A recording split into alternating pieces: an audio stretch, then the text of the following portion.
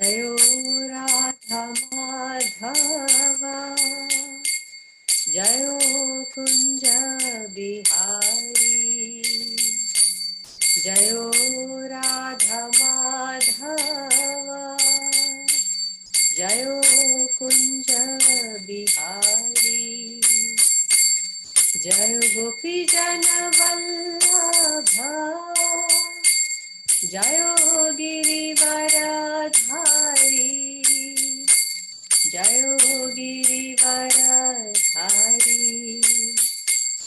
जयो राधा माधव जयो कुंज आवाज आ रही है अभी? बिहारी यशोदानंदन ब्रज जन रंजन यशोदानंदन ब्रज जन रंजन यशोदानंदन ब्रज जन रंजन यमुना तीरवनचारी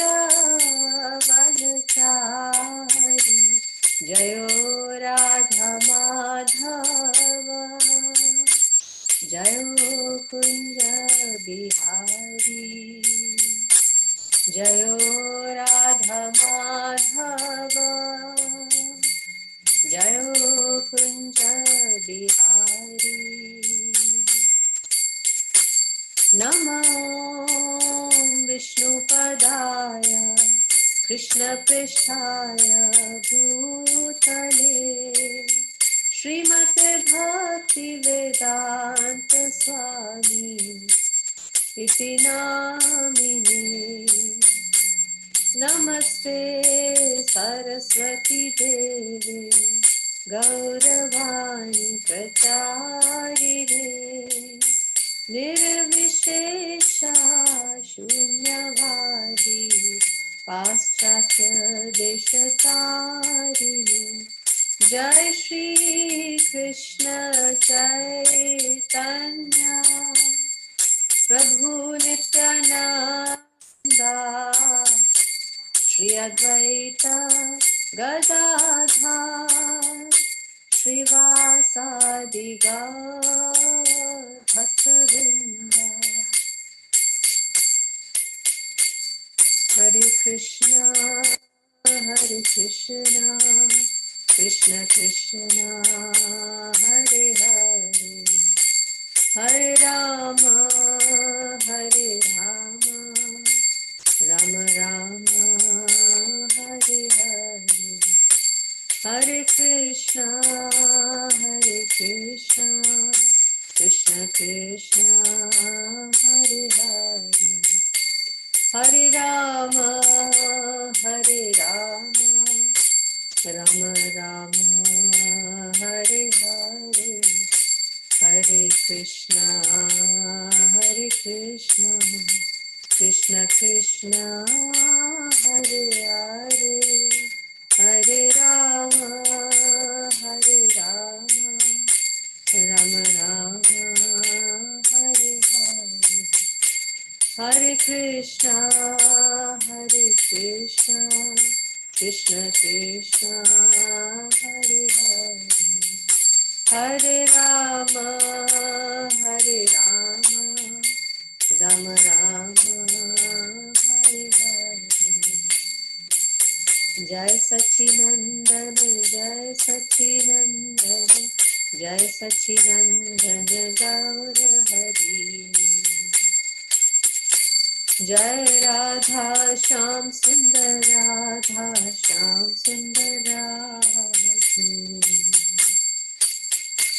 जय राधा दामोदर राधे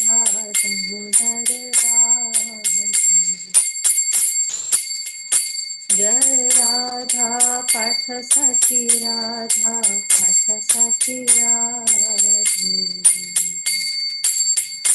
जय गिरि गोवर्धन जय गिरि गोवर्धन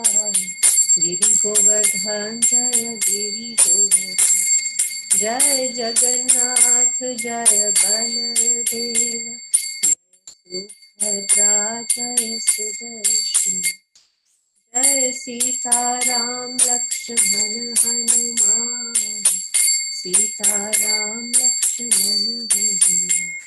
निताय गौर हरि बोल, हरि बोल, हरि बोल, निताय गौर हरि बोल, निताय गौर हरि बोल, हरि बोल, हरि बोल, निताय गौर हरि बोल, हरि बोल, हरि बोल, हरि बोल, हरि बोल, हरि बोल, हरि बोल, हरि बोल, हरि बोल, हरि बोल, हरि बोल, हरि बोल, हरि बोल। जय जय प्रभुपाद, प्रभुपाद, प्रभुपाद, जय श्रील प्रभुपाद। जय जय गुरुदेव, गुरुदेव, गुरुदेव, जय जय गुरुदेव। हरिनाम संकीर्तन यज्ञ की जय। जय श्रील प्रभुपाद की जय। जय निताई गौर प्रेमानंदे। हरि हरि हरि हरि बोल। जय जय श्री राधे।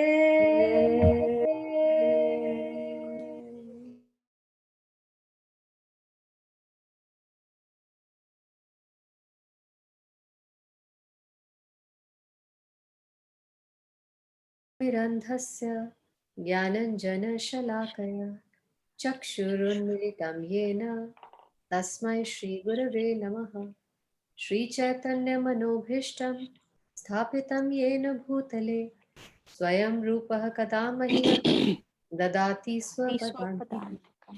वन्देऽहं श्रीगुरु श्रीयुतपदकमलं श्रीगुरून् वैष्णवांश्च श्रीरूपं साग्रजातं सहगण रघुनाथान्वितं तं सजीवं साद्वैतं सावधूतं परिजनसहितं कृष्णचैतन्यदेवं श्रीराधाकृष्णपादान् सहगण ललिता श्रीविशाखावितांश्च। हे कृष्ण करुणा सिंधु दीनबंधु जगतपते गोपेश गोपिका कांत राधा कांत नमोस्तुते। तप्त कांचन गौरांगी राधे वृंदावनेश्वरी वृषभानुसुते देवी प्रणमामि हरिप्रिये। वाञ्छाकल्पतरुभ्यश्च कृपा सिन्धुभ्य एव च पतितानां पावनेभ्यो वैष्णवेभ्यो नमो नमः। जय श्री कृष्ण चैतन्य प्रभु नित्यानंद श्री अद्वैत गदाधर श्रीवासादि गौर भक्तवृंद। हरे कृष्णा, कृष्ण कृष्ण हरे हरे, हरे राम, राम राम हरे हरे। नमो विष्णुपादाय कृष्णप्रेष्ठाय भूतले श्रीमते बीवी गोविंद स्वामी निधि नामिने। नमो विष्णुपादाय कृष्णप्रेष्ठाय भूतले श्रीमते भक्तिवेदांत स्वामिनिति नामिने। नमस्ते सरस्वते देवे गौरवाणी प्रचारिणे निर्विशेष शून्यवादी पाश्चात्य देश तारिणे। मुखं करोति वाचालं यत्कृपातु।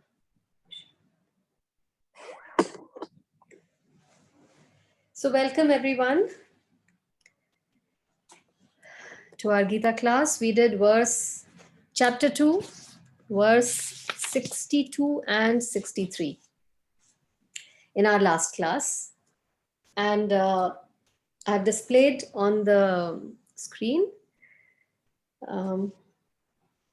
the sequence on how a living being falls down. This is the process of spiritual fall down. We have seen a lot of material ladders, the growth, the political fall down, the economic fall down. ऐसे बहुत सारे हमने देखे होंगे. But I don't think आपने कभी spiritual fall down का कोई slide देखा होगा. Because spiritual life important ही नहीं है. What's more important is economy. So it's very interesting because this actually ladder is the base of all political, economic, environmental issues. All these issues come because of this fall down. This is the underlying, the foundation. So we start right from the top, just a revision of what we did last class. Everything starts by contemplating the objects of the senses, which means, in short, thinking, looking at something, our sense objects. When you contemplate the sense objects, when you start thinking about them, then once you start thinking, you start feeling for them. You start feeling like enjoying them. So one develops an attachment for them. That's the next stage. This is how you fall down. Now we are, see from where we are starting. The starting point is just thinking. You know, you could be just sitting with your eyes closed or lying down, but your fall down has already started when you start thinking of engaging your senses in any material pleasure. And then comes the feeling stage. One develops attachment. After that, it leads to lust. How? Because once you start feeling it, then you want to do it. You reach the stage of willing and doing. So thinking, feeling, and willing. These are the three activities of the mind. And these are the main causes of our, that is why the mind needs to be controlled, because these are the three most important activities of the mind: thinking, feeling, and willing. So once you've reached the willing stage, then of course your lust has now been aroused fully. Now when that lust is unsatisfied, which will always be the case in the material world, that will result in anger. And once you start getting angry, or you have already developed anger, of course the whole body gets poisoned, the whole body gets spoilt when anger, the poison of anger spreads through our blood. And then arises delusion. Delusion is utter confusion, and delusion gives rise to bewilderment of memory, which means you cannot think straight. You cannot recall any good counsel. And once the mind is bewildered, the memory is bewildered, you lose your intelligence. And when intelligence is lost, your sense of discrimination, your power of discrimination is lost. And when your power of discrimination is lost, for sure, 101%, you will take the wrong decision. You will say the wrong thing, you will do the wrong thing, you will see the wrong thing. And the final stage is one falls down into gross material existence. So we have seen this again and again and again. I mean, the news is filled with examples of these, and breaking news enjoys showing this fall down process. That see what happened, this person got angry and he did this, a man got angry. And I remember there was a news in the television where this man buys the latest car. I think it was the most advanced version of the car available in the market at that time. This is the story of America. And it was a smart car. It had so many features that were just voice controlled. So he was so passionate about his car. He was just every day he would get up and clean it and scrub it, and his life and soul became that car. And his 5-year-old son one day walked into the garage and he scratched that car with his toy, not knowing what it means to his dad. And the father, when he got up and he saw that scratch, he immediately flew into a rage. And he got so angry, he couldn't control himself, that he went to his tool room, and with a tool there, he chopped off both the hands of his son. This is what anger can do for a car. Even though the car was maybe a few $1,000,000 or whatever. But after that, when the anger subsided, and so intelligence was lost, sense of discrimination was lost, he was into bewilderment of memory and delusion, of course, just because of lust for that car. And therefore, once everything subsided, anger subsided, he was horrified. He was shocked. When he went, of course, he only took the son to the hospital. And when he saw there his son lying on the bed um, with both his hands bandaged, small child, and when the father walked in to see him, when he came out of his consciousness, the first thing the child told his dad was, "Dad, I'm sorry. No, I'm sorry I scratched your car." And the guilt was so unbearable for that father that he went and committed his next big blunder, even bigger blunder. He committed suicide. So you can see what lust can do, and what anger can do, and what delusion can do. Like this, there are many, many, many, many stories. There is nothing new. You can say the latest stories, but the bottom line is it starts from the thinking stage, it starts from the mind. And the mind is completely under the control of the senses. So it's very important to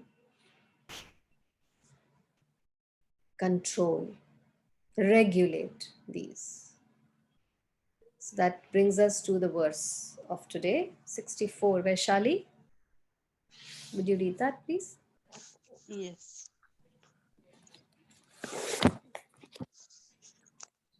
रागद्वेषविमुक्तैस्तु विषयानिन्द्रियैश्चरन् आत्मवश्यैर्विधेयात्मा प्रसादम् अधिगच्छति.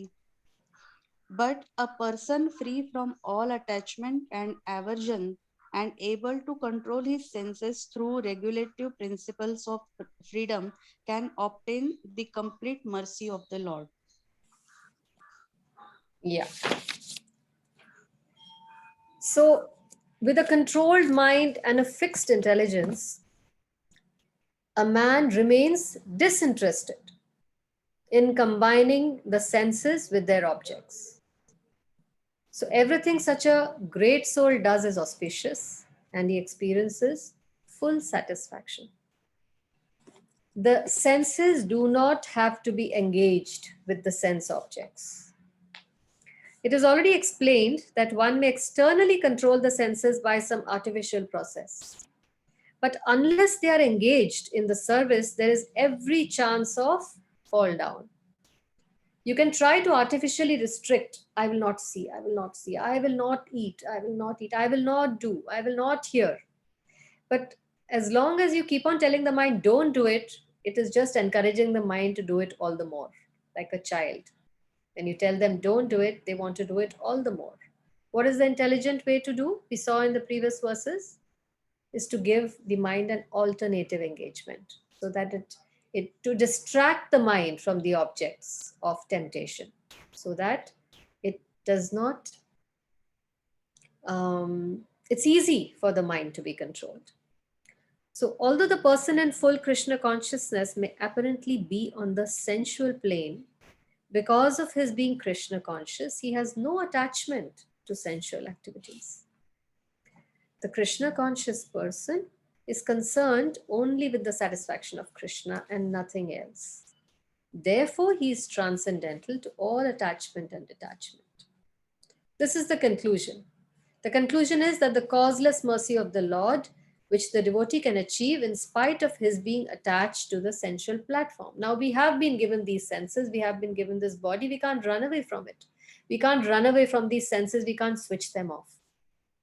But by the mercy of the Lord, and how do you get the mercy of the Lord? By engaging in his service and by engaging every part of our body, as we saw in the case of Ambarish Maharaj. If that's engaged in the service of the Lord, it's very easy to control these senses. And once the senses are controlled, the mind is controlled. And once the mind is controlled, the intelligence is enhanced.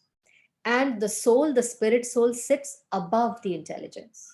So now the spirit soul in control of the intelligence, which is in control of the mind, which is in control of the senses. So then the real self is completely in charge of the senses.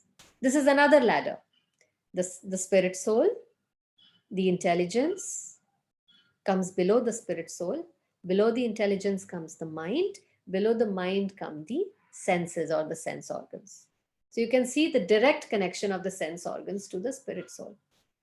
So the spirit soul, as long as the spirit soul is above the intelligence, life is good. It's very easy to control the senses, and your life will be peaceful, and you will have real happiness in your life.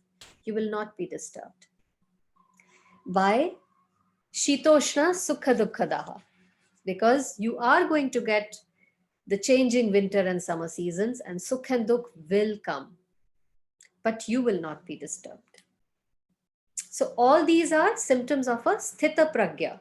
Remember the questions that we were doing that Arjun asked? So up till the 60th verse, we have done how Arjun's question, how does a sthita pragya sit?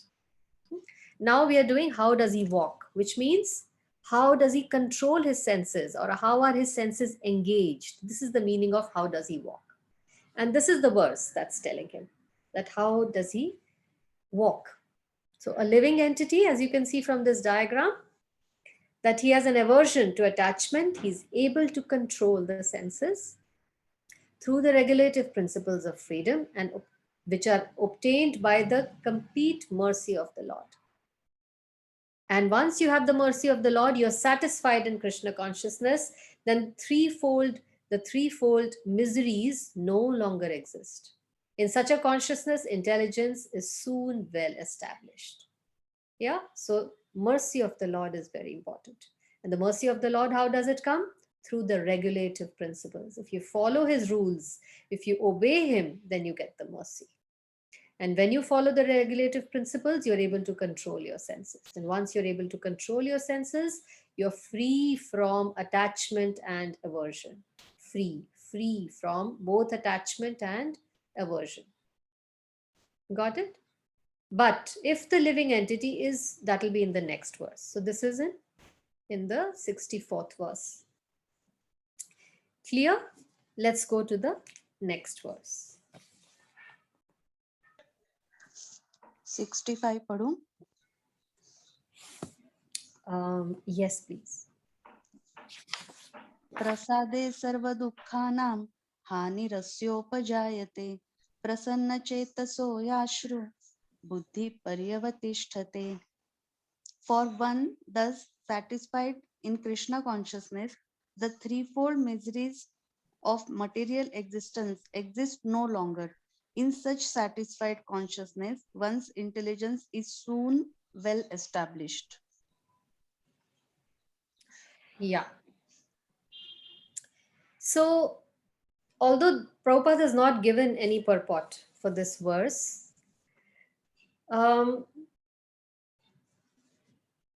what the meaning of this verse is that a soul connected to Krishna through Krishna consciousness is always free from material attractions and aversions and is fully satisfied.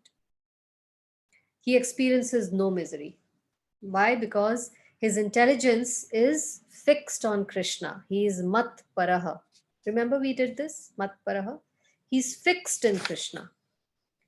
Now, without bhakti, regardless of what one possesses or what one does not possess, you can never be satisfied. So, this is how important bhakti is. You may engage the senses in other pious activities like social work or national work or charity or looking after friends and family or relatives or doing your household duties well, taking care of your immediate family. But if these are not, there is no bhakti attached or mixed with all these activities, still you will be troubled by this ladder. Even if you're doing all the activities of your life well, this spiritual fall down will still be there if bhakti has not been added to your activities. And I want to read a very important verse from the Srimad Bhagavatam. It's the first canto, because I'm reading the first canto currently, and in the fourth chapter.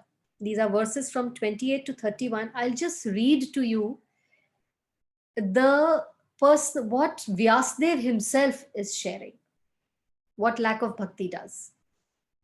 So these are Vyasdev's own words. So listen with carefully, because we are reading Vyasdev's books. He's the biggest racheta of all the Vedas. So Vyasdev has, of course, compiled the Vedas. Then he has also added the Purans to the Vedas, and he has also composed the Mahabharata. Right? Yet he remained dissatisfied in his mind after he had completed this huge body of work.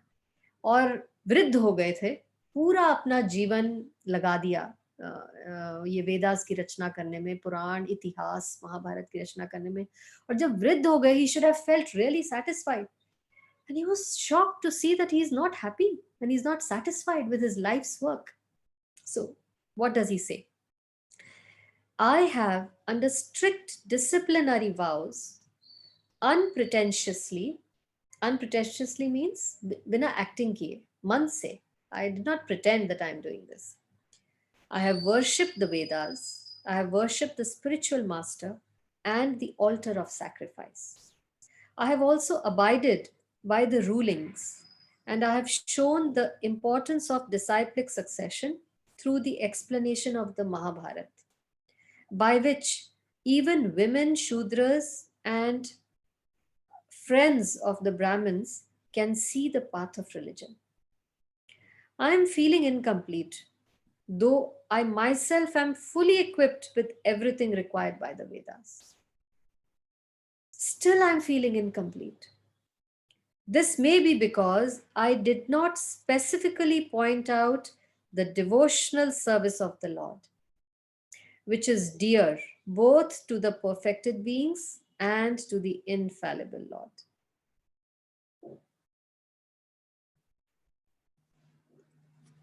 So is this clear to everyone?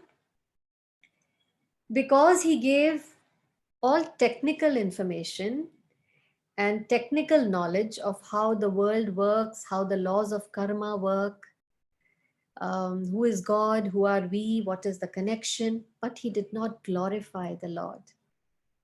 He did not discuss bhakti yoga.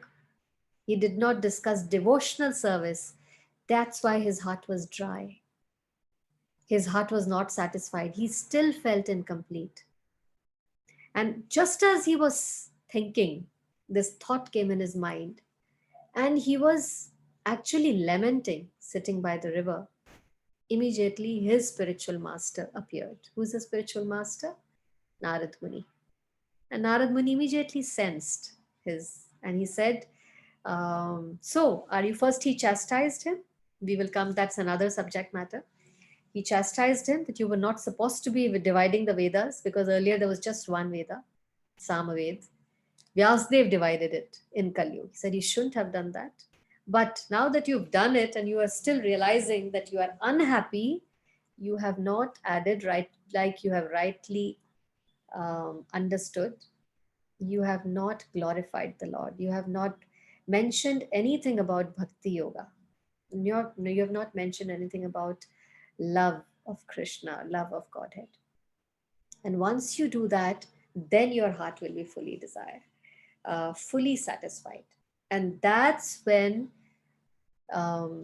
Vyasadeva began his life's most important work, which is the Srimad Bhagavatam. So Srimad Bhagavatam is, that's why, considered the ripened fruit of Vyasadeva. Because he's written it in his maturity. He was at the peak of his devotional maturity at that time. And then he compiled the Srimad Bhagavatam. So devotional service is the foundation, the life, the oxygen of our life. If whatever activity we are doing, we add devotional service to it, we add bhakti yoga to it, we will be saved from all kinds of mental and physical trauma. Is that clear? Okay, so we go to verse 66.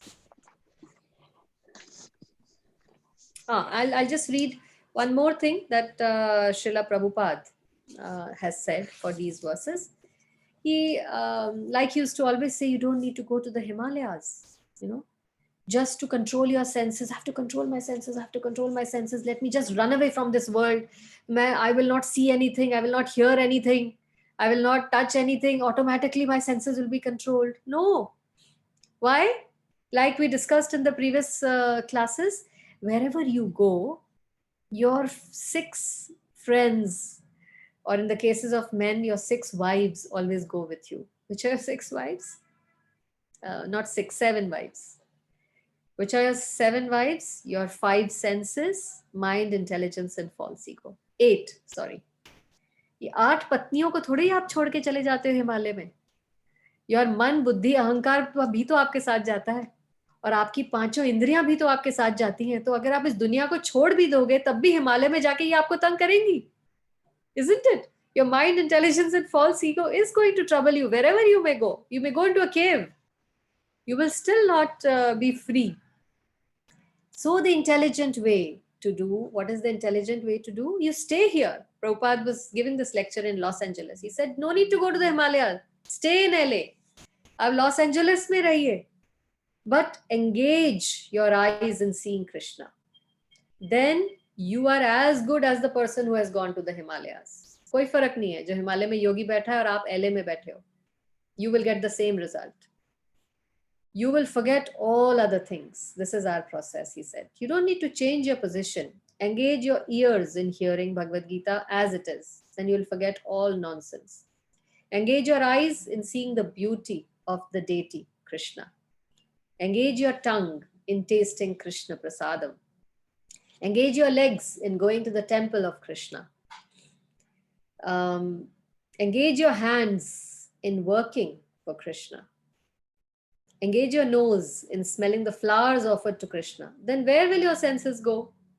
They will be captivated from all around, 360 degrees. Your senses will be captivated. And then perfection is for sure. You will not fall down. So you don't have to try to forcibly control your senses. You just have to give them an alternative engagement. You don't have to tell them, don't see this, don't do that, don't go here. You just have to change your engagement. Is that clear? And that's also simple, no? So much easier. Okay, verse 66. Vanita, can I go ahead? Vaishali, no? This is Vaiji. Oh, yeah, okay. I always tell multiple people and then I forget when I can. I think I'll can I request Vaishali to do it because she comes, she has. It's okay if Vaiji wants. No, please go ahead. Please go ahead, Vaishali. Vaiji will get many other chances as she's got in the past. Okay. Okay. Vaishali कभी कभी आती है हाथ में. 66. नास्ति बुद्धिर्युक्तस्य च न चायुक्तस्य भावना न चाभावयतः शान्तिरशान्तिस्य शान्तस्य कुतः सुखम्. One who is not connected with the Supreme in Krishna consciousness can have neither transcendental intelligence nor a steady mind, without which there is no possibility of peace.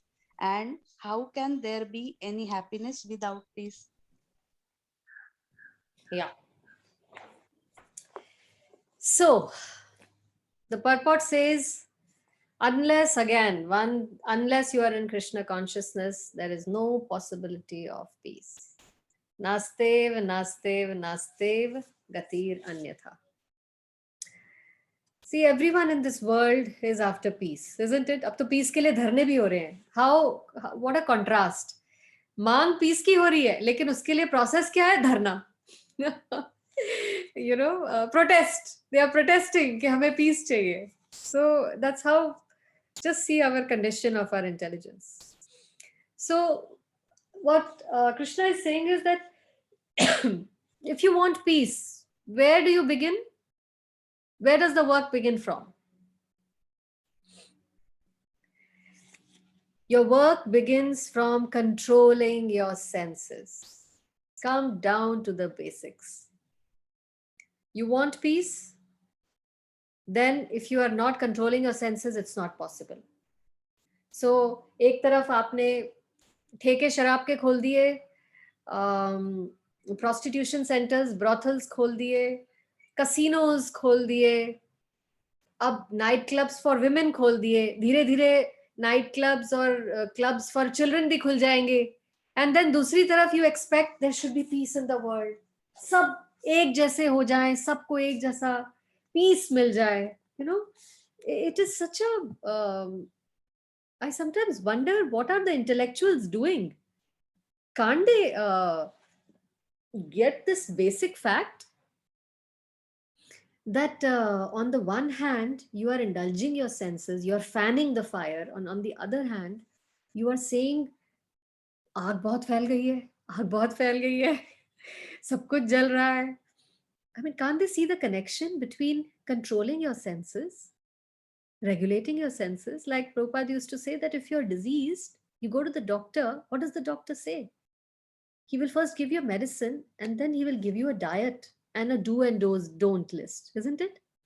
Do this, this, this. Don't do this, this, this. This is what the doctor says, isn't it? But the patient, when he says, okay, I'll take the medicine, but I'm not going to change my diet. I love this food. You know, everybody else in my house is eating. How is he going to get cured? Similarly, if you want to cure the chaotic condition of this world, and we all want peace and prosperity, we have to control our senses. Tapasya. Sabko karni hai.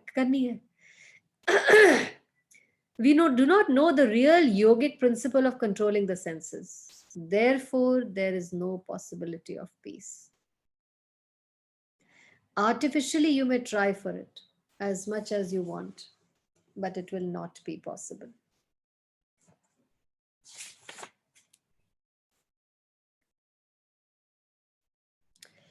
So in the 5th chapter, when one understands that Krishna is the only enjoyer of all the good results of sacrifice and penance, and that he is the proprietor of all universal manifestations, and that he is the real friend of all living entities, then only can we get real peace. हमारे best friend के साथ हमें connect करना पड़ेगा to get real peace. Therefore, if you are not in Krishna consciousness, not practicing Bhakti Yoga, there cannot be a final goal for the mind. Because things disturb us because we don't have a goal. When one is certain that Krishna is the enjoyer, the owner, and the friend of everyone and everything, then one can, with a steady mind, bring peace. Therefore, one who is engaged without a relationship with Krishna is always in distress and is always without peace, however much he may make a show of peace and spiritual advancement. So only if you develop a relationship with the Supreme Person, with our eternal Father, can we hope to get permanent peace. Okay? Next verse. Vaishali? Yes. Indriyanam hi charatam yanmano anuvidhiyate tadasya harati pradnyam vayurnamav ami avambhasi. As a strong wind sweeps away a boat on the water, even one of the roaming senses on which the mind focuses can carry away a man's intelligence. Just see the importance of this statement. So let me read the purport first. Unless all the senses are engaged in the service of the Lord, even one of them engaged in sense gratification can deviate the devotee from the path of transcendental advancement. As mentioned in the life of Maharaj Ambarish, all the senses must be engaged in Krishna consciousness, for that is the correct technique for controlling the mind. So, 8 इंद्रियों में से 7 आपने Krishna consciousness में लगा दिया, and you feel that सातों तो लगी हुई हैं. अगर एक नहीं भी लगाई, so what, big deal. But the senses are so strong, so greedy, so lustful that even if one is engaged out of Krishna consciousness, it can drag the remaining seven out of Krishna consciousness. Can you imagine this? And there are so many examples given in the Srimad Bhagavatam only. Vishwamitra Muni, such a advanced yogi who was in sitting in penance for so many years. Itne penance mein the that Indra ko dar lag gaya by his tapasya, by his sadhana. You know that he is now going to take my post because he's really trying hard to become the um, proprietor of heaven. And so Indra sent Menka to disturb his tapasya. Now, Vishwamitra Muni had all his senses, he had controlled them by the yogic posture, not bhakti yoga. He was following Ashtanga yoga. And he was controlling all of his senses and he had turned them within and he was in meditation.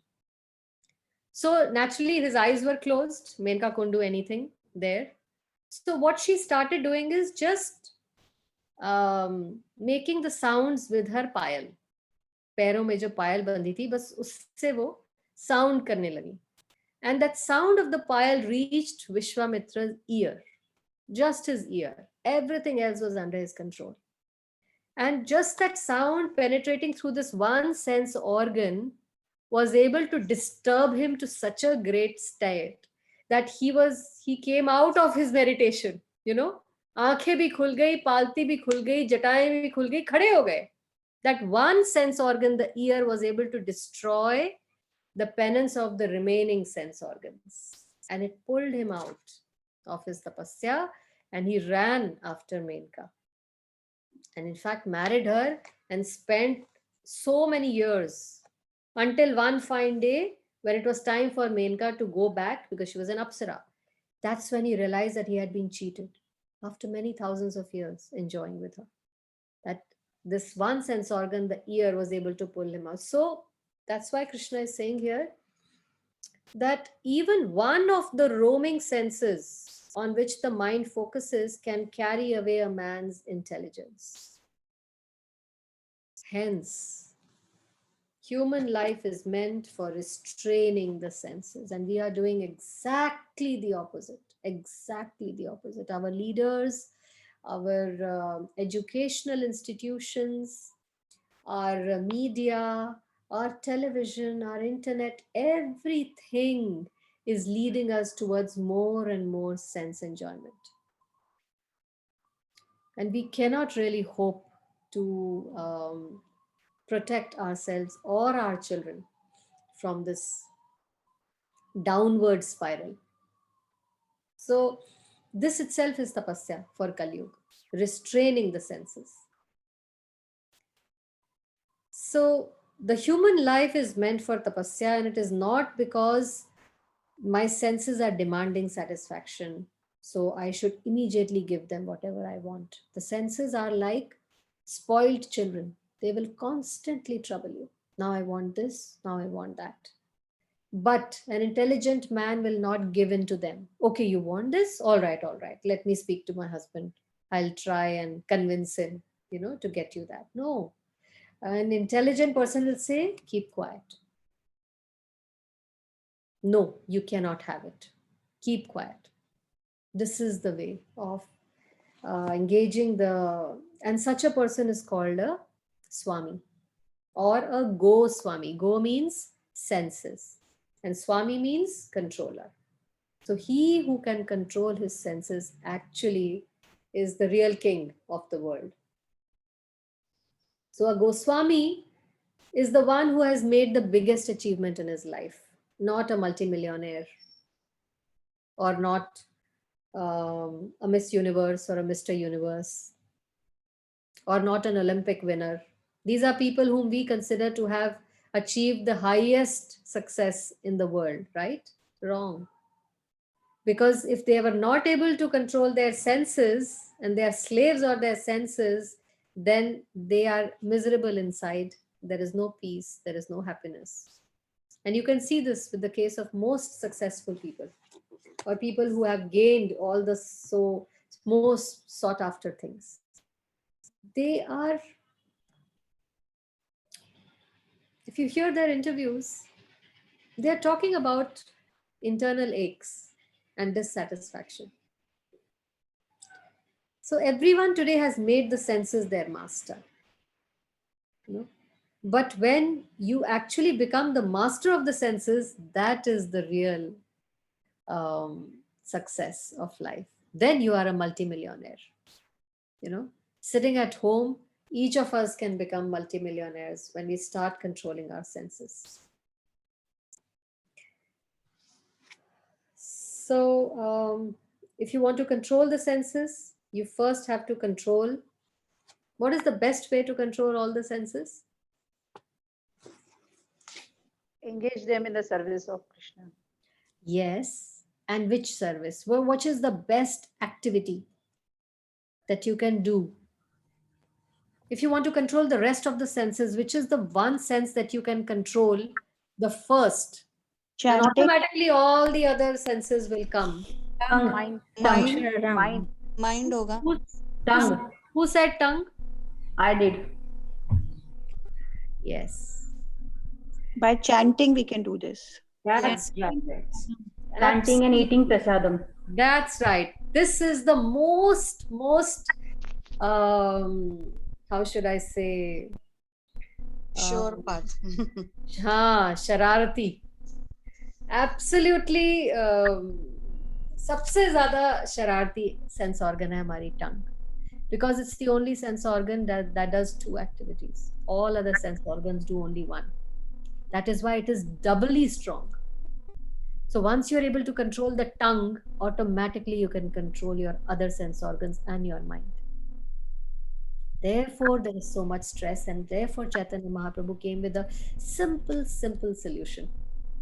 Harer Naam, Eva Kevalam, Kalau Nastev Katir Anyatha. Just chant the holy names of Hari. And by chanting constantly the names of Hari, you will be able to subdue the cobra of these demoniac sense organs that are troubling us day in and day out, to satisfy them. You know, they are actually relentless masters. They demand throughout your life, and when you become old, still they continue to demand without giving you any credit for having served them all your life. You know, who wants? You should abandon such a master. So you can purify the activities of the senses by controlling your tongue. If you allow the tongue indulgence, you will never be able to control the other senses. This is the secret of controlling your senses. Okay? So Prabhupada was speaking to the American boys, so therefore he was talking about their language. If you give the tongue something better than fried chicken and steak, he was talking to them, then it will stop hankering after these things. You know, he said, that is our policy. Come on, we can give you paneer fried rice. How nice it is. Prabhupada is saying, you'll forget your meat eating. Come and eat our sandesh. Come and eat our gulab jamuns. Come and eat our paneer fried rice. So this is the policy of Krishna consciousness. All the senses should be supplied something. They should not be stopped artificially. Give your senses an alternative food. Don't starve them. You cannot starve the senses and expect them to stay controlled. That's not possible. But you can purify the activities of the senses by engaging them. Then they will not disturb you. Then you will become their Swami, rather than they becoming your Swami. And this is the secret for peace in the world. And therefore, Krishna consciousness is the solution to all the problems that are currently dogmatic, troubling everyone. And therefore, each one of us has a moral responsibility of bringing this knowledge to more and more people. And therefore, preaching is the essence of bhakti. Is that clear? So these are the symptoms of a sthita pragya. and the last verse. Yes.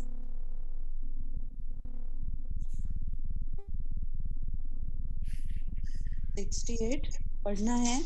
67 किया ना आपने अभी? हाँ, अभी 67 किया.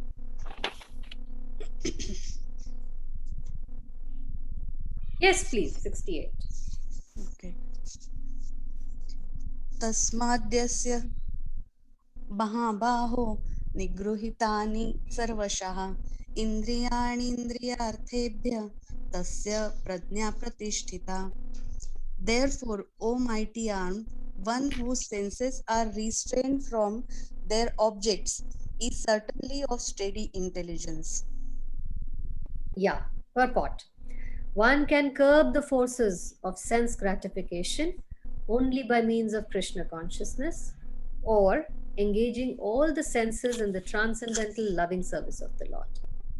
Just as enemies are curbed by superior force, the senses can similarly curb, not by human endeavor, but only by keeping them engaged in the service of the Lord. So, this is a very important point Prabhupada is saying. How do you control the enemy? By a force stronger than the enemy, isn't it? Enemy से ज़्यादा strong किसी चीज से ही enemy को subdue किया जा सकता है ना. So, material world की जो हमारी senses हैं, वो material world की चीजों से क्या थोड़ी control हो जाएगी? They have to be controlled by something that is stronger and above the material world, isn't it? And what is that? Spiritual world. So there is a spiritual solution to this material problem. A material problem cannot be cured by a material solution. You need a spiritual solution for a material problem because a spiritual solution is stronger. A spiritual solution is smarter.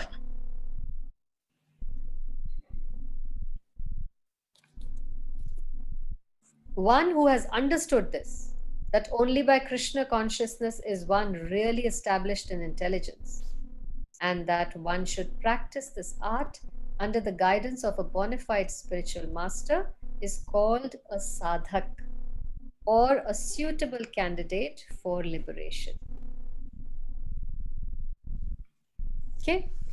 In fact, Krishna is calling Arjun here Mahabaho.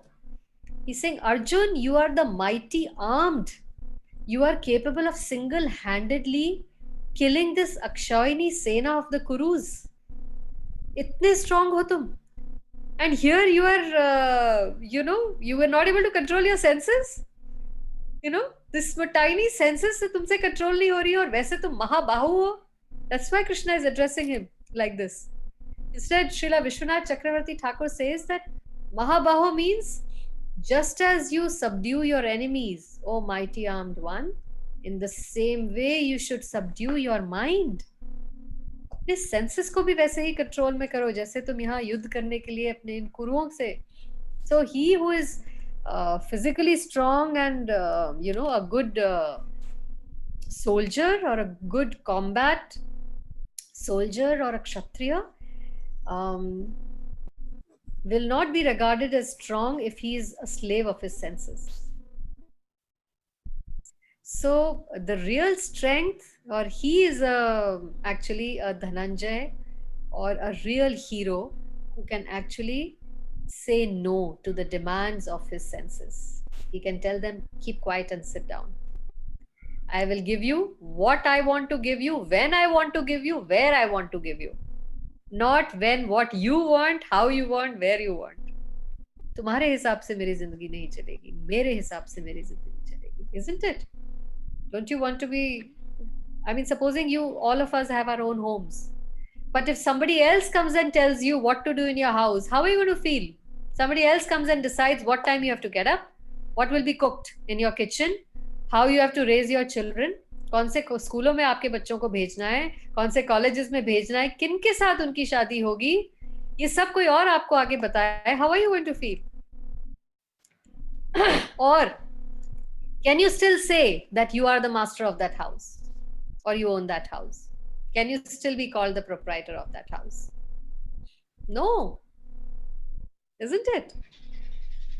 But that's our current situation. We are just not realizing it. It is so subtle. कहने को घर हमारा है, बच्चे हमारे हैं, but our senses are dictating to us all the time what to do. And senses are never anybody's friend. If they are not dovetailed in the service of Krishna, they are not your friend. They are very selfish and self-centered. And that, so this is a summary of what we did, the living entity. If the senses are engaged in the service of the Lord, simple, then they are controlled. But even if one of them is roaming, they will carry away a man's intelligence. Even if one of them is out of control.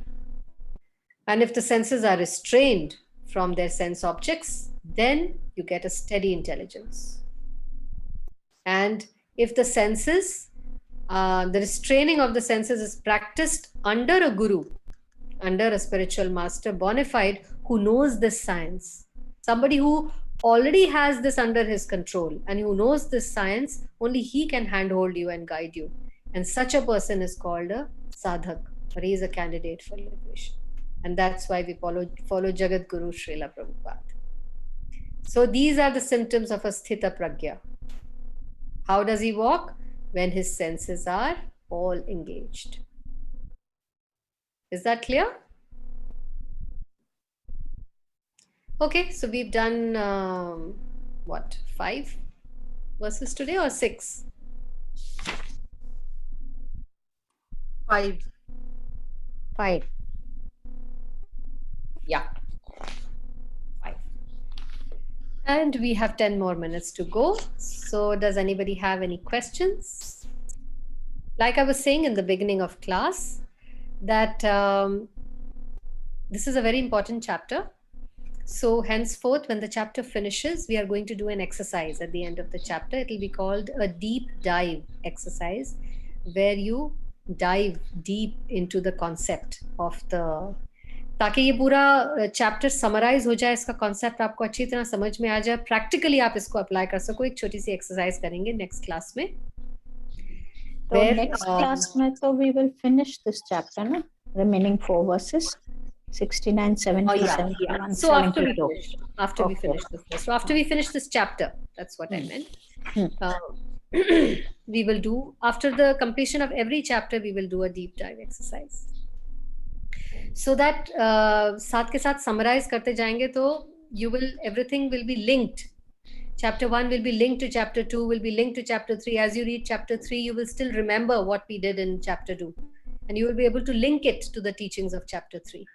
Otherwise, आगे आगे बढ़ते जाओगे, पीछे पीछे भूलता जाएगा, you will not be able to make the link, then you will not be able to make a practical application of what we are learning. And we are here not to do a PhD on Gita. We are here to apply Gita in our lives and get results out of it, isn't it? We all are looking for some practical application. So that's the whole purpose of starting this. So you can share your realizations on how this has helped you so far, of whatever we have been doing in our classes. You can share for the benefit of all the others in class. Anyone?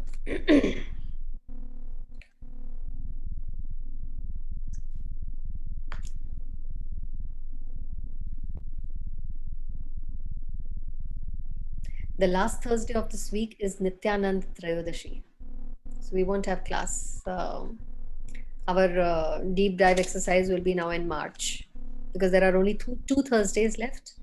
The next Thursday we will complete the chapter, and the Thursday after that is Nityanand Trayodashi, appearance day of Nityanand Prabhu. So first Nityanand appears, and then Chaitanya Mahaprabhu appears.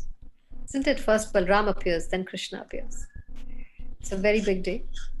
So we will discuss something about Nityanand Trayodashi on that Thursday.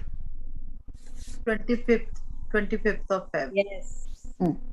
Yes. So please be prepared for celebrating that festival in your homes. 25th को ही तुम वापस आ रही हो ना, वीनू? हाँ, अभी tickets नहीं हुआ है, पर टेंटेटिव डेट यही है अभी तक. Yeah. So it's a time to serve their lordships, to serve the Akhand Guru Tattva. That's Balram. That's Nityanand Prabhu. He is the Akhand Guru Tattva. And through Guru, like we just learned, you will get the feet of Chaitanya Mahaprabhu, Lord Shri Krishna. So if you please Nityanand Prabhu, if you serve him well, then for sure Chaitanya Mahaprabhu will be pleased with you. So it's a very, very important day, more important than all these appearance days are more important than the appearance days of the Lord. For example, Janmashtami is bigger, and actually Radhashtami is bigger than Janmashtami. Or Balram Jayanti or Nityanand Trayadashi is bigger than Janmashtami. Because through the Guru, you get the sadhya. Okay, so I guess nobody has any queries. Shall we do the closing prayers? One question I have, Vinita. Hanji, Varsha. हाँ हाँ जब आप भागवतम में से you were quoting a few lines, you mentioned that women and Shudra. Hanji. Even in I read a lot of Sundarkand. हाँ उसमें आता है पशु नारी ढोल पशु नारी. Why is women always compared to Shudra and Pashu in those? Yeah, this is a very common question, and in fact इस इन lines को ही जो लेफ्टिस्ट हैं वो लेकर हंगामा करते हैं, हंगामा कर रहे हैं और हिंदू धर्म को खत्म करने पे तुले हुए हैं just by this one line. It is just ignorance. It is not complete understanding. I don't think they've read the scriptures at all. And it is like quoting out of text. So, Shudra, first of all, let's come to the definition of Shudra. What is your understanding of Shudra? Uneducated. Okay. And in older times, they had that caste system. Caste system, lower caste. Lower caste, yeah. So this is wrong. Both the definitions are wrong. This is something that has crept up in Kali Yuga. Because Kali Yuga is a yuga of degradation. So all good qualities are going to degrade, year by year, decade by decade. The degradation has already started. This Varnashram system was made by Krishna, and these 4 categories of people were made for the functioning of the society. So the first category was Brahmins, the intellectual class, or the thinkers, who would read. Their only occupation throughout their life would be to read the Vedas and explain it to the people. That was Brahmins. Then there were Grihasthas, who would run their family lives as a unit, but at the same time, they would learn from the Brahmins about the goal of life and the purpose of life and how to lead their lives practically. और उनके guidance में उनसे सुन के वो अपना जीवन व्यतीत करेंगे. That is the Grihasthas. So, no, I mixed that. That is Brahmacharya Grihastha. I was talking about Brahmins, Kshatriyas. Kshatriyas are the class that gives protection to the society. Because we are in the material world, and the nature of the material world is that evil will exist along with good. Evil was specially created for the material world. It doesn't exist in the spiritual world. But because this material world is a world that is temporary and will be destroyed, hence evil had to be created, which will ultimately destroy this world.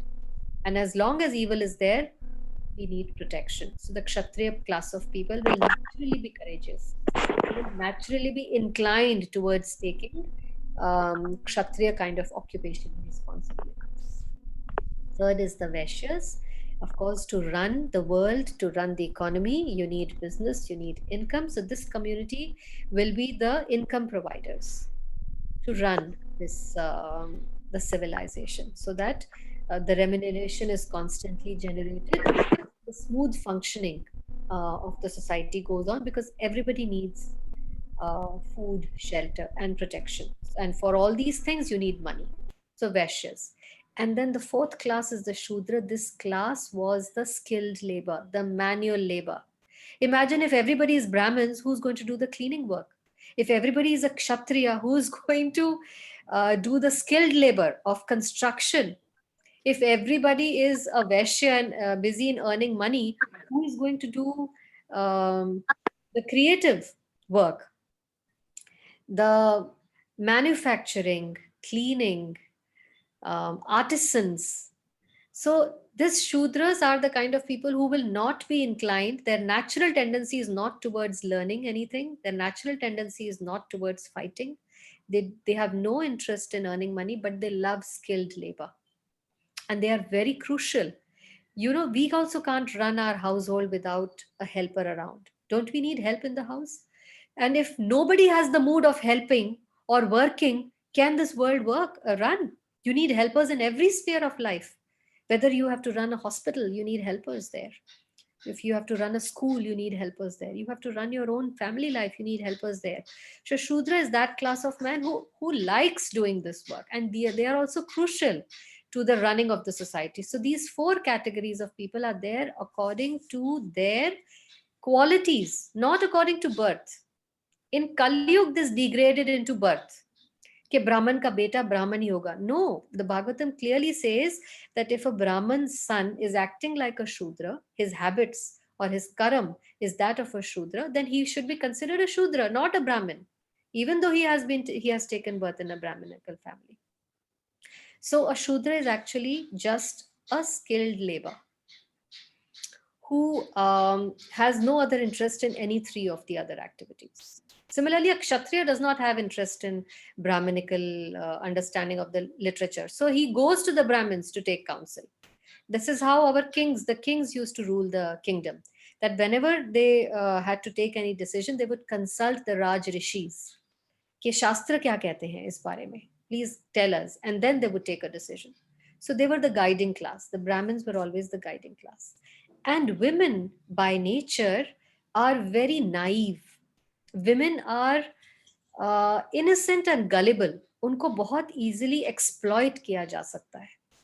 Therefore, they always have to be under the protection and guidance of intelligent men. Therefore, they are not given charge of important activities or important posts. In the Vedic area, you would not have heard of any woman running a country, because running a country needs a lot of political acumen. You need a lot of Kshatriya deeds. You need to know a lot of politics. And you also have to keep yourself from being exploited. But women are the delicate sex. So they were designed actually for expanding the universe. So their natural talent of women is nurturing. A natural talent of a woman is caring and nurturing and fulfilling the emotional needs, which the male counterpart is unable to do. Even in a family, you will see the father cannot give an emotional support to the children, which the mother only can do. The father can give financial support, physical support, and guidance, like an administrator. But a mother can give the emotional love and care and the nurturing that is so important to any human being. So that is her role. Each person has their role. So a Shudra can't start fighting tomorrow that why you're not allowing me, why I can't speak on the Gita, why I can't go and fight, because that's not your natural talent. Similarly, a Vaishya can't say that I'm the only one I'm the most important because I am responsible for giving money that runs this world. So I should be given same privileges as those given to the military. There cannot be a comparison between the four. Each are unique. कोई किसी से ऊपर नीचे नहीं है. सब बराबर हैं, लेकिन सबका एक unique responsibility hai, and they should all be working within the boundaries of their responsibility. This verse will come in the Gita, that it's a sin to copy another person's occupation. Do the occupation that you have been born in, that you have been gifted. Don't try to copy another person's occupation, because then you are going to create disturbance in the society. And you can practically see this.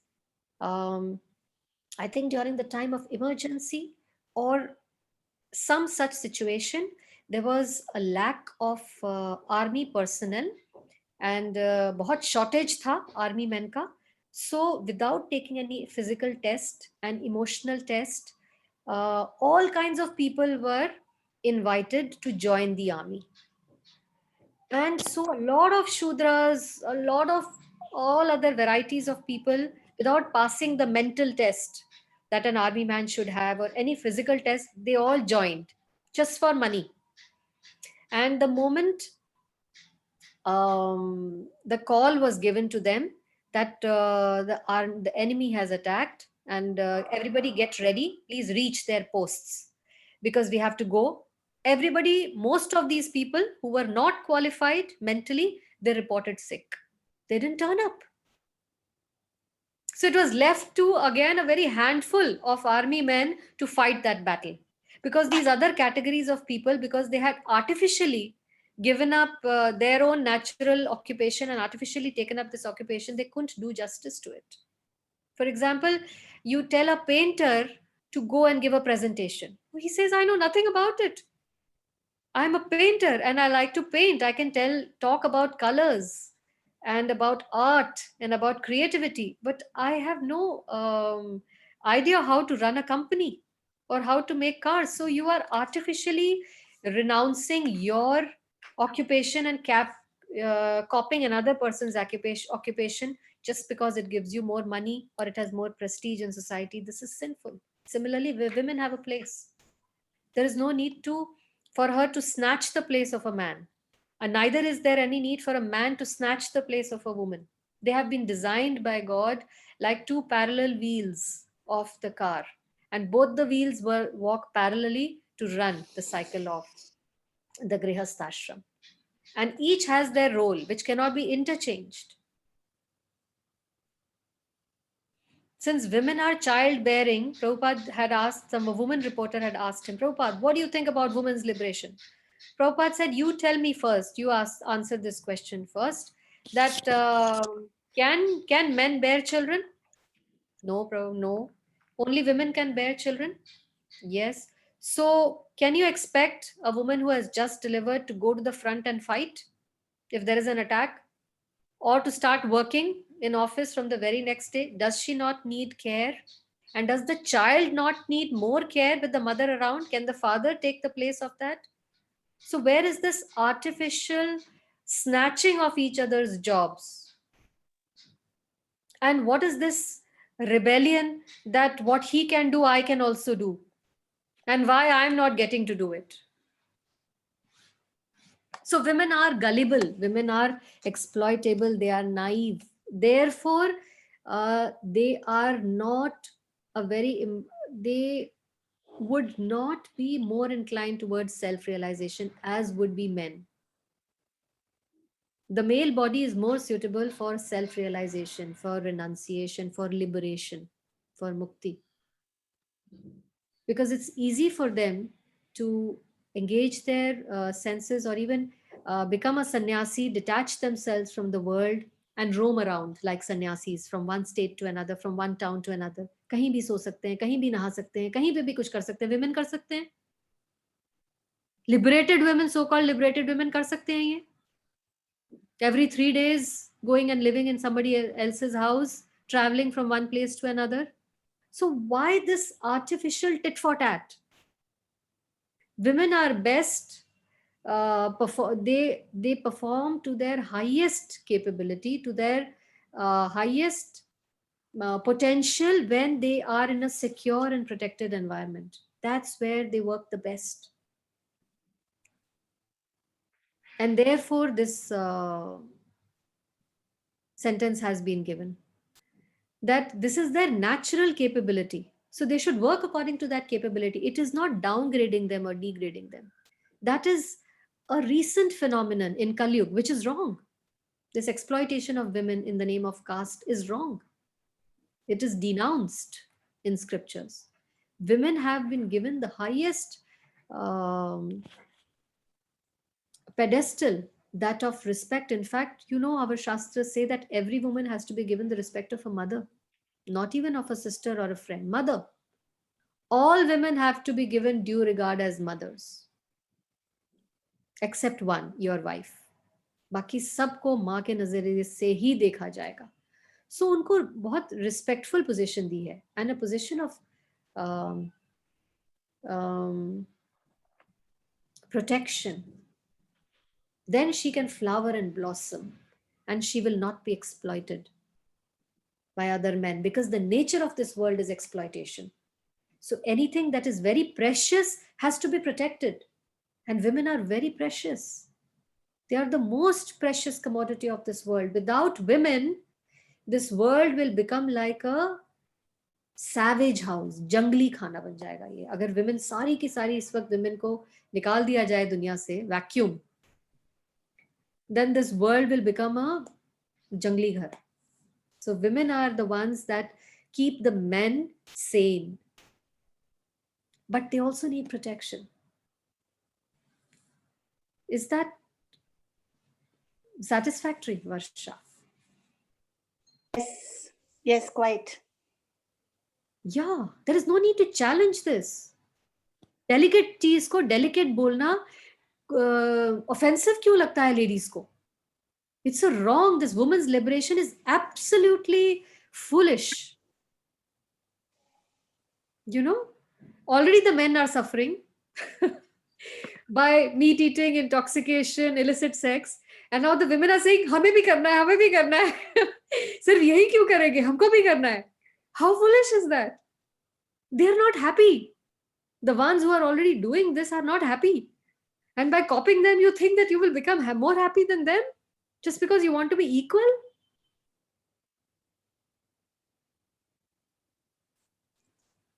My hand, none of the fingers are equal. So if this finger starts competing with this finger, or this finger starts complaining, ये क्यों ऊंचा है, ये क्यों ऊंचा है, ये ऐसा क्यों है, यहाँ साइड पे ये ज्यादा इंपॉर्टेंट है, मुझे ऐसा बना दिया. पांचों जरूरी है. I can't function. I need all five. सबकी अपनी अपनी जगह है, सब अपनी अपनी मर्यादा में रहे, कोई अपनी मर्यादा को ना तोड़े. And this is Sanatan Dharam that teaches you about Maryada. And that is why Ram is so glorified here, and Ramayana is read every day, because he is Maryada Purushottam. आज हम सब अपनी अपनी मर्यादाएं भूल गए हैं. Everybody is just whimsically fighting without knowing each मर्यादा of their position. हर वर्ण को, हर आश्रम को अपनी मर्यादा के बारे में पता होना चाहिए. फिर वो अपनी अपनी सीमाओं में रहकर जब अपना काम करेंगे, they will be peaceful and happy, and there will be cooperation. But people are now, this yug is about protest. So they are all breaking their maryadas, and consequently सबसे ज्यादा दुखी वही है अगर देखा जाए तो. The intelligent thing is to read the Shastra, to understand why it is like this, not to denounce the Shastra. है ना? Like the leftist movements are doing, like the intellectuals are doing. इस धर्म को ही गिरा दो, धर्म को खत्म कर दो, क्योंकि इस धर्म में ऐसा लिखा है, सती लिखी है, विमेन का शोषण लिखा हुआ है, so हिंदू धर्म को खत्म कर दो. How foolish is that? Are you saying कि धर्म को खत्म कर देंगे तो दुनिया में पीस हो जाएगी? This is like saying that accidents हो गए हैं, गाड़ियां खत्म कर दो, सड़क खत्म कर दो, आज से कोई घर से बाहर नहीं निकलेगा. Is that foolish or intelligent? अगर धर्म में कुछ गलत what is the word, misuse और misinterpretation आ गई है, तो उस misinterpretation को और misuse को खत्म करना है, धर्म को खत्म नहीं करना है. We have to correct these things that have cropped into our culture or rituals, like subduing women, or Bali, sacrifice, animal sacrifice, or sati, or whatever, these are not mentioned in the Shastra. So the need of the hour is to go back to the Shastra and learn the real understanding of the Shastra. Not to burn the Shastra and say कि गीता नहीं पढ़ाई जाएगी कहीं पे भी. निकाल दो गीता को, खत्म कर दो. All are one. We are secular. No religion. That's a religion. That's a society of cats and dogs. No religion means no regulation. They are actually smart people. They are actually cheating. Wicked हैं ये लोग. They don't want to follow rules and regulations. And because they don't want to follow rules and regulations, that is why they are saying धर्म को हटाओ. Because धर्म क्या सिखाता है? तपस्या. Control your senses. Isn't this what we are doing? Control your senses. Don't listen to them. So yeah. Okay, so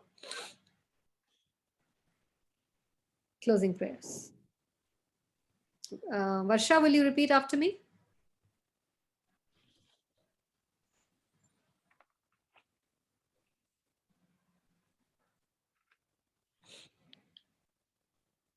Varsha.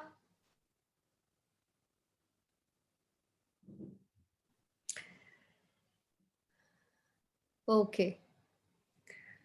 I thought she was the one who asked the question. वही चली गई है.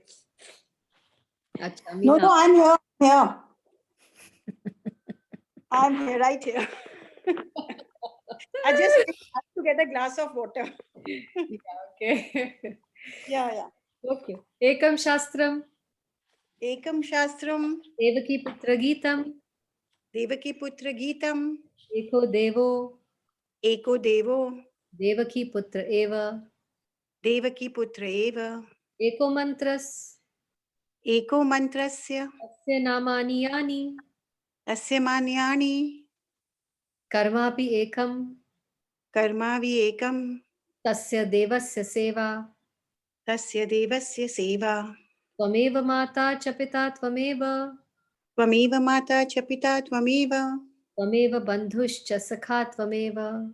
Tvameva Bandhusya Sakha Tvameva, Tvameva Vidya Dravinam Tvameva. Tvameva Vidya Dravinam Tvameva, Tvameva Sarvam Mama Deva Deva.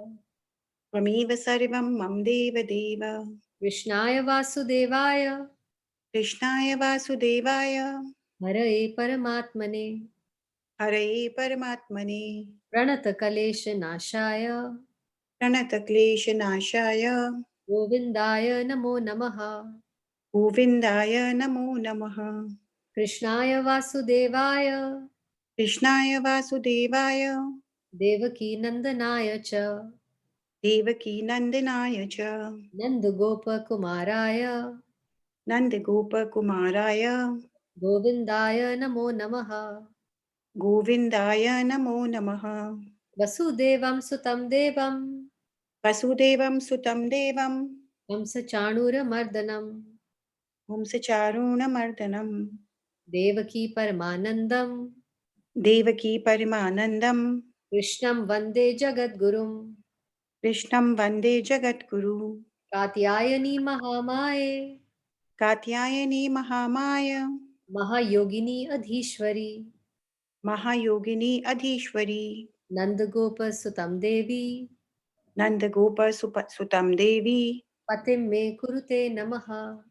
Patim me kurute mamaha, Shri Krishna Sharanam Mama. Shri Krishnam Sharanam Mamaha, Dasoham Krishna Tavasmi. Dasoham Krishna Tavasmahi, Hare Krishna Krishna Krishna Hare Hare. Hare Rama Rama Rama Hare Hare. Hare Krishna Krishna Krishna Hare Hare, Hare Rama Rama Rama Hare Hare. Srila Prabhupada ki Jai. Maharaj ki Jai. Jai. Jai Gaur Premanande. Hari Hari Hari. Hari Hare Bol. Hare. Jai Shri Radhe.